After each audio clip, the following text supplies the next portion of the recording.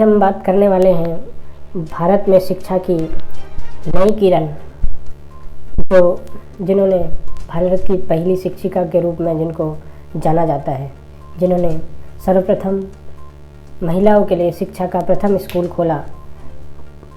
उस क्रांति ज्योति, उस क्रांतिकारी माता सावित्री फुले का आज जन्म दिवस है, जन्म जयंती है और उनके बारे में कुछ रोचक तथ्य हम जानेंगे।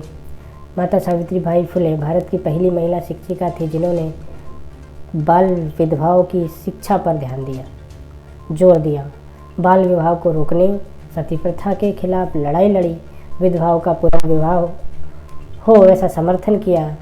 सावित्री बाई फुले का जन्म 3 जनवरी 1831 को ब्रिटिश भारत में नया गांव में हुआ। तब जो है महाराष्ट्र का राज्य का आज सतारा ज़िला कहलाता है। किसान की बेटी वो एक, जो उनके पिता का नाम खंडोजी नेवेसे पाटिल है और माता जी का नाम लक्ष्मीबाई। और खंडोजी नेवेसे पाटिल जी की ये बड़ी बेटी के रूप में हुई और उसी समय प्रचलित रीति रिवाजों सावित्री बाई का विवाह 1840 में 9 वर्ष की आयु में ज्योतिबा फुले से हुआ और 12 वर्ष के थे। सावित्री बाई फुले ने केवल समाज को शिक्षित ही नहीं किया, बल्कि प्लेग जैसी महामारी में परोपकार का कार्य भी किया। उस समय प्लेग जैसी बीमारी चल रही थी, उसमें उन्होंने परोपकार या समाज सेवा का कार्य भी किया। आज उनकी जयंती पर सावित्री बाई फुले के बारे में कुछ रोचक तथ्य हम लेकर आए हैं, जिन्हें हर किसी को जानना चाहिए। आइए हम जानते हैं सावित्री बाई फुले के जीवन में जुड़ी कुछ रोचक बातें। 19वीं शताब्दी के दौरान एक प्रमुख भारतीय समाज सुधारक, शिक्षिका और लेखिका सावित्री बाई फुले ने महिलाओं के शिक्षा और सशक्तिकरण में बहुत महत्वपूर्ण भूमिका निभाई। सावित्री बाई फुले अपने युग की निपुण महिलाओं में से एक माना जाता है। सावित्री बाई फुले ने अपने पति ज्योतिराव फुले के साथ मिलकर महाराष्ट्र के पुणे के भिड़ेवाड़ा में प्राथमिक युवा महिला विद्यालय की स्थापना की।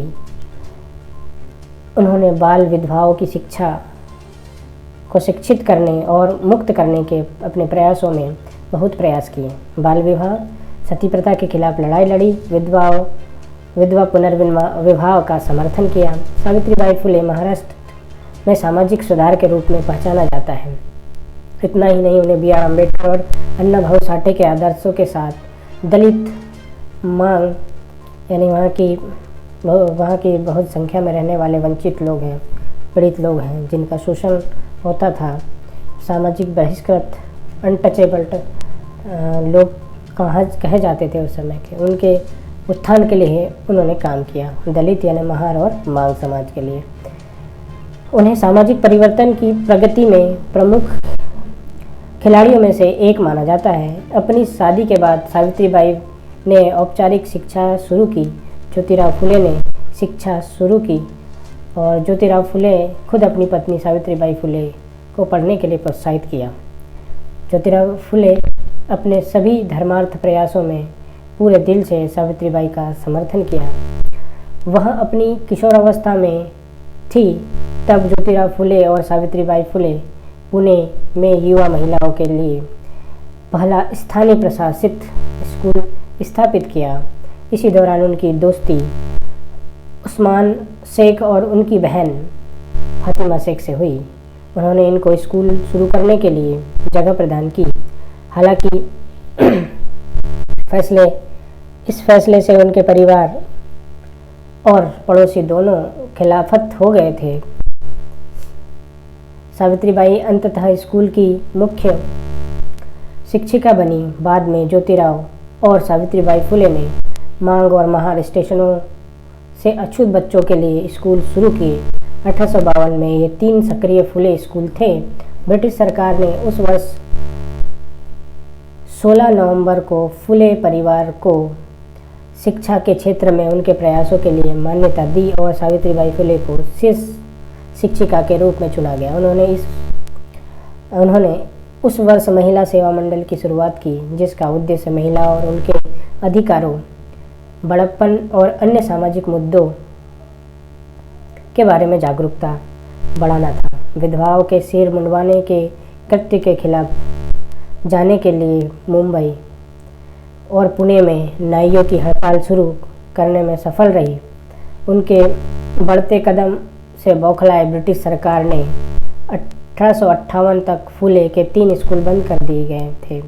इसके कई कारण थे, जिसमें 1857 के भारतीय विद्रोह के बाद निजी यूरोपीय उपहारों का गायब होना और शैक्षिक कार्यक्रम का मूल्यांकन पर असहमति के कारण स्कूल बोर्ड सलाहकार समूह से ज्योतिराव का इस्तीफा और सरकार से सहायता रोकना शामिल था। देश भर में प्रचलित विद्रोह से ज्योतिबा राव और सावित्रीबाई फातिमा शेख के साथ चल रही परिस्थितियों में से काफ़ी परेशान थे। सावित्रीबाई फुले ने समय के साथ 18 स्कूल खोले और कई सामाजिक आर्थिक पृष्ठभूमि के बच्चों को पढ़ाया। सावित्रीबाई फुले ने फातिमा शेख ने स्टेशनों से महिला और लोगों को पढ़ाना शुरू किया। बहुत से लोग, विशेष रूप से पुणे के उच्च वर्ग जो दलित के खिलाफ थे, उन्होंने इसमें भाग नहीं लिया। स्थानीय लोगों ने सावित्रीबाई और फातिमा शेख से समझौता कर लिया, जिन्हें भी बदनाम किया गया और सामाजिक रूप से अपमानित किया गया। सावित्रीबाई फुले जब स्कूल जाती तो उन पर गाय का गोबर और मिट्टी और पत्थर फेंके गए, लेकिन वह अपने लक्ष्य से नहीं हटी। सगुना बाई अंततः सावित्री और फातिमा शेख के साथ जुड़ गई और उनकी तरह प्रशिक्षण वृद्धि में अग्रणी बन गई। इसी बीच सावित्रीबाई और ज्योतिबा राव फुले ने 1855 में कृषिविदों और श्रमिकों के लिए एक रात्रि विद्यालय भी स्थापित किया, ताकि वह दिन में काम कर सके और रात में अपने कक्ष में आराम कर सके। सावित्रीबाई ने स्कूल छोड़ने वाले की दर पर नज़र रखने के लिए बच्चों को स्कूल जाने के लिए भुगतान शुरू किया। वह अपने द्वारा पढ़ाए जाने वाले युवा छात्रों के लिए प्रेरणा बन रही थी। उन्होंने छात्रों के लिए रचना और चित्रकला कौशल जैसी कई प्रतियोगिता का आयोजन किया। सावित्रीबाई की छात्रा मुक्ता साल्वे ने एक पत्र लिखा जो बाद में उस समय की दलित महिलाओं की मुक्ति के बारे में लिखने का आधार बना। उन्होंने माता पिता को बच्चों की उचित शिक्षा के बारे में जागरूक करने के लिए पेरेंट टीचर मीटिंग का आयोजन किया, ताकि वह अपने बच्चों को नियमित रूप से स्कूल भेज सके। बाल हत्या प्रतिबंधक गृह की स्थापना 1863 में ज्योतिबा राव और सावित्रीबाई फुले द्वारा की गई। विधवाओं की हत्या को रोकने और बाल मृत्यु दर खत्म करने के लिए उन्होंने कई सभाओं का आयोजन किया। ज्योतिबा राव फुले और सावित्रीबाई फुले की अपनी कोई संतान नहीं थी, लेकिन उन्होंने 1874 में काशीबाई नाम की एक ब्राह्मण विधवा से एक बच्चे को गोद लिया, जिससे आम जनता के सक्रिय सदस्यों को ताकत का महत्वपूर्ण संदेश मिला। गोद लिए हुए बच्चों यशवंत राव आगे चलकर विशेषज्ञ बने, जबकि ज्योतिराव ने विधवा पुनर्विवाह को बढ़ावा दिया। सावित्रीबाई फुले ने सती प्रथा और बाल विवाह जैसे सामाजिक अन्याय के खिलाफ अथक संघर्ष किया। दो सबसे संवेदनशील सामाजिक मुद्दे जो धीरे धीरे महिलाओं की वास्तविक उपस्थिति को कम कर रहे थे, उन्हें युवा विधवाओं को बराबरी पर लाने के लिए उन्हें शिक्षित करने,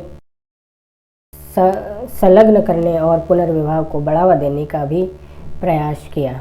उनके पिछले व्यक्ति के स्थायी स्थिति और उससे जुड़े रीति रिवाज को खत्म करने, निचले पदों पर रहने वालों के लिए समान अधिकार जितने और हिंदू के दैनिक जीवन में बदलने के प्रयास में अपने साथी के साथ सहयोग किया। जब अन्य लोग सूखे अछूतों को पानी पिलाने से डरते थे, जब लोग अछूतों को पानी पिलाने से डरते थे क्योंकि एक अगम्य की छाया को दुर्लभ के रूप में देखा जाता था, तो दंपति ने उनके लिए अपने घर में एक कुआं खोल दिया। 24 सितंबर 1873 को पुणे में ज्योतिराव द्वारा स्थापित एक सामाजिक सुधार संगठन सत्य शोधक समाज से भी उनका संबंध था। समाज का लक्ष्य महिलाओं, शूद्रों, दलितों और अन्य कम भाग्यशाली लोगों को दुर्व्यवहार और शोषण से बचाना था। इसके लिए सदस्यों में मुस्लिम, गैर मुस्लिम, ब्राह्मण और सरकारी अधिकारी शामिल थे। सावित्रीबाई ने 28 नवंबर 1890 में अपने पति ज्योतिबा फुले की मृत्यु के बाद समाज के कार्यकारी के रूप में पदभार संभाला। उन्हें 1876 में शुरू हुई भुखमरी के दौरान साहसपूर्ण काम किया। उन्होंने विभिन्न क्षेत्रों में मुफ्त भोजन वितरण किया। सावित्रीबाई फुले ने 1897 में मसौदे के दौरान ब्रिटिश सरकार को राहत कार्य शुरू करने के लिए राजी कर लिया।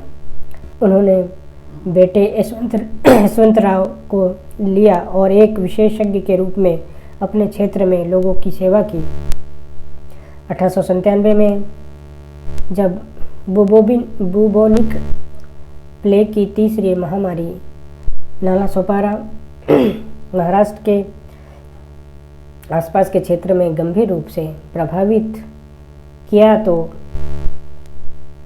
सावित्रीबाई फुले और यशवंतराव ने बीमारी से पीड़ित रोगियों के इलाज के लिए पुणे के किनारे एक केंद्र खोला। वह मरीजों की सुविधाओं केंद्र तक ले गई, जहां उनके बच्चों ने उनका इलाज किया, उनके बच्चे ने उनका इलाज किया।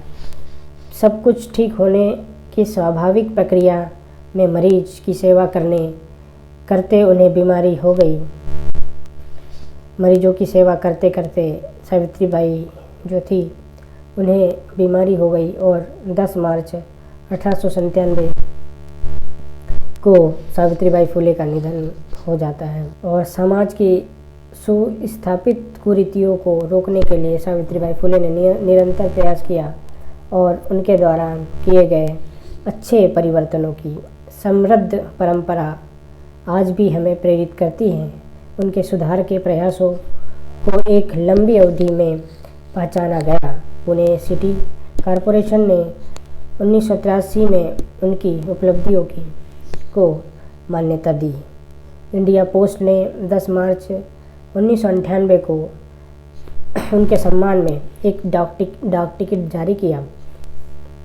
वर्ष 2015 में उनके सम्मान में पुणे विश्वविद्यालय का नाम बदलकर सावित्रीबाई फुले पुणे विश्वविद्यालय कर दिया गया।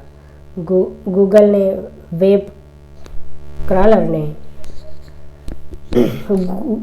के वेब क्रॉलर ने 3 जनवरी 2017 को उनके 186वें जन्मदिन के उपलक्ष्य में गूगल डूगल बनाया। उनके अलावा सावित्रीबाई फुले अनुदान महाराष्ट्र में महिलाओं के समाज सुधार को दिया जाता है।